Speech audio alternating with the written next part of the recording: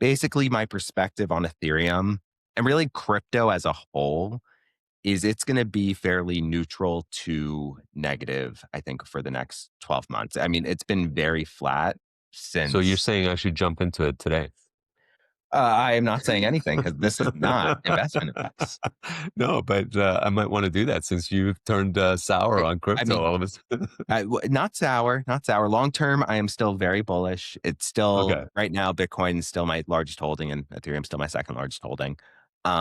But I want to reduce my crypto exposure, and I want to either move what was invested in crypto to cash or to stocks. Um, Okay.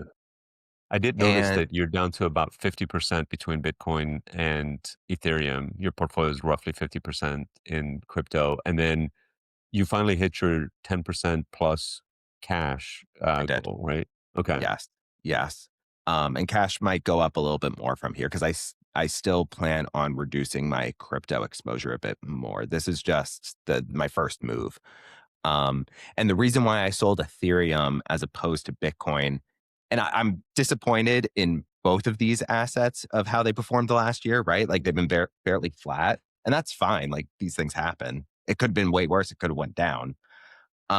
But I was expecting both of them to go up, which is why I was invested in them, right? Um, but one way I like to look at these things is from cycle to cycle, because this is for now a cyclical asset. Okay. Um, from cycle to cycle, what was the top to top increase? So for Bitcoin, from peak to peak, it was an 85% increase. So if you bought at the top of the last cycle back in like whatever it was, 2021, and then you sold at this top back in October, you would have made an 85% return. For Ethereum, it was basically flat. It was a 0%. Mm, And Ethereum, because it's a smaller market cap cryptocurrency, my expectation is it should run higher than Bitcoin in a right. percent return.